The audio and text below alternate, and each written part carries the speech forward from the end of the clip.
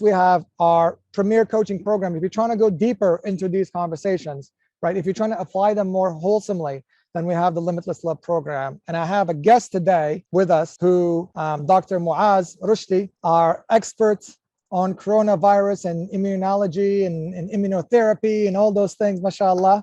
He's an alum of the Limitless Love program. So thank you so much, Salam Muaz. Thank you so much for being here today. So give us a little bit about the background and why did you enroll in Limitless Love? Yeah, sure. Assalamu alaikum, everyone. My name is Muaz. Jazakallah for having me. I'll start with, a little background. So I was a fresh graduate from a PhD program. My thesis was in immunology. And I decided to leave the world of academia. It was a big change for me. I sort of had the mindset that what James mentioned was that, okay, this wasn't written for me, right? This was not in the book for me. So time to move on. And I ended up switching careers big time from immunology to cardiovascular medical devices. So it was from basic science, on the bench, pipettes and all that, to a medical device company where it's engineering. So very, very different. And, I felt temporarily good about making the switch. It was a big jump for me. But a year in, I was, just feeling overwhelmed, overworked. Also what James mentioned, I was microanalyzing my success. And then I also felt, oh, am I stuck in this career now? I'm a year in doing something totally different. A lot of regrets. In general, I wasn't happy.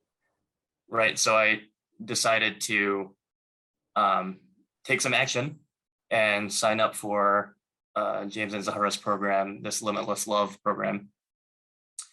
And so that's sort of the background of where the snapshot of how I was feeling: overworked, overstressed, unhappy, and just wanted to make a big change. Yes, and that is very common. A lot of people who are highly educated fall into this trap because they're like, well, I got the degree, I'm supposed to be happy. I got this advanced degree.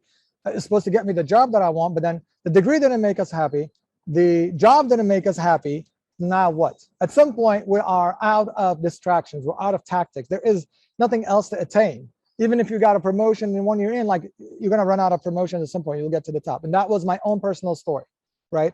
I got my PhD. I was a scientist. I was a CTO. I was a CEO. I did everything that could be done. Like, the title was not going to change what I felt. And until I addressed my feelings and this notion of true success and true happiness, and happiness for just being, not because of external factors, it was just not going to go away. There was no way to numb it after a while. And so tell us a little bit, Muaz, what were the major shifts? What is the major shift, I guess, that you gleaned from when you took the program? What was the major transformation that you've gone through? I mean, it wasn't easy. So I actually struggled with the program the first few weeks, maybe even, several weeks into it. And I was hearing a lot of these examples of, where our imagination can be, right? So I still remember early on, James had mentioned, what are your goals, right? What are your goals? And now double it. And now double that, expand your imagination of what is possible. We talk about the rules that society puts up for us. And my entire life, I'd been chasing after these rules, right? Well into my PhD, into my new job, had gotten that promotion, still didn't feel good.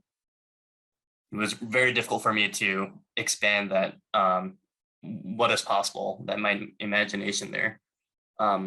So I weeks into the session, I even spoke to James. I'm like, I'm struggling. I feel like I'm not really feeling the effects yet. These examples that you're giving, I haven't experienced it. And it really was just doing the work, the inner work. I think I was expecting this immediate transformation within a week, and I didn't feel that right away. So I was worried. So I spoke to James, and he just said, yeah, let's focus on some of this inner work. And that's when I really committed myself to processing the feelings, really reflecting, doing the meditations, a lot of the inner work. Things started to change pretty quickly after that. So it was a struggle for the first few weeks, and I think that was what my resistance was. It was the resistance, the momentum of society. And I said, oh, this program's not for me. It's not working. It's not for me.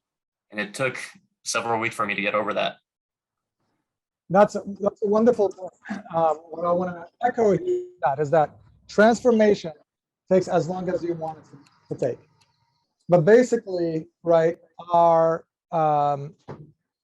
basically what happens is that we tend to be inertly resistant to change and to the life. Again, we want to be right. We don't want to be happy. Inertly is just so ingrained into us. And until we do it, things can change very rapidly. If you were stuck for 10 years, you don't need to go 10 years. There's this line, right? Like, oh, if you broke up with somebody, you dated somebody for 5 years, it takes 5 years to get over them. That's just a made up rule, just nonsense. Same thing. If you're struggling for 5 years, you could be done in 5 days if you work on the right thing with the right guidance. And that's why we have this coaching program and we're involved in it. It has the videos, but we do the coaching, as you can see with Muaz there. And finally, what I would say is Muaz is repeating exactly what I say at the opening of every single session. Especially with Muslims, we think because we paid, we're done. It comes also from charity, like, oh, I need to give charity. Oh, let me enter my credit card, auto withdrawal. Like, it's not real charity. Like, it doesn't feel like anything to me. Like, I just put my credit card in, that's my effort. Like, I didn't even walk to the street and gave somebody money, right? And we have this idea that, oh, just because I paid, let's make it happen. Bring me the food, waiter, bring me the food and chew it for me and put it down my throat. Like literally, like, just because we paid, and even if it's a lot of money, it does not guarantee that you're going to transform unless you do the work. It's not about, will this program transform me? That's what at first Muaz and many people expect, this program to transform them. Until they embrace that I am going to transform. I am tired of this state. I am tired of believing these beliefs that are limiting me, right? And then I'm just going to use this as an excuse. I paid money and I'm doing this and I'm attending the calls. Might as well make it work for me and get the results. And that's what happens for many people.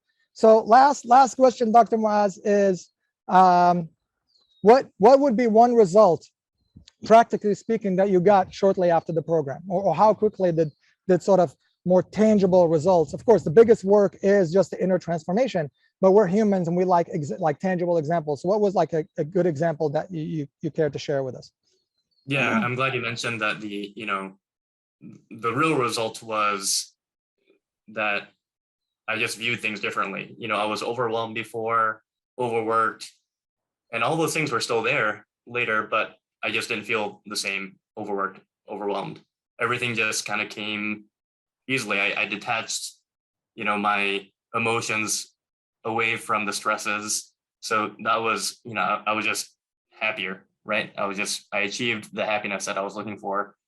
And a byproduct of that was, as things became easier for me to think through, some of these ideas I had for my immunology PhD, they started calling me back. And before I was like, oh, I'm totally different fields now, so I can't do anything about it. It's not written for me. But then I said, you know what? Let me just throw out an idea to the research group at this company.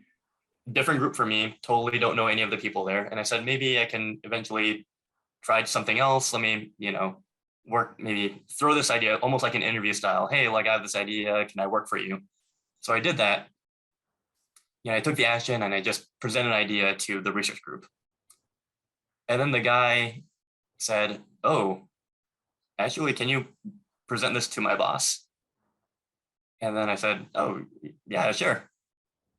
Presented to his boss. And the guy goes, oh, actually, can you present this to my boss? And it just kept on going until I ended up presenting to the head of research in this company that's 100,000 people. MashaAllah. And they said, oh, wow, yeah, actually, what you're proposing is something that I've been wanting to work on for 20 years. But no one had like the background in it in this company because we're a cardiovascular company. So can you start working on this right now? And here's a bunch of clinical study data from decades. You can have it and just write an algorithm for it, and we can make this happen if you want. We've been wanting to work on this. And I just couldn't believe, like, never in a million years would I have thought that they would be interested in this. That this was his like pet interest for 20 years. I mean, like, the stars couldn't have aligned anymore. And so now I'm working on this project that I didn't think was even possible. So that gets back to the expansion of my imagination. I just truly didn't think that this was possible in my imagination. And then I kept on going. I went back to my manager and said, hey, this crazy story happened. And she said, oh, well, we really like you in our group. I'll carve out a big chunk of your time for you to do whatever you want because we don't want you to leave. So I got a raise for them to keep me, and I get to do whatever I want in this chunk of time. And I mean, that was just in a course of less than a year of all that happening.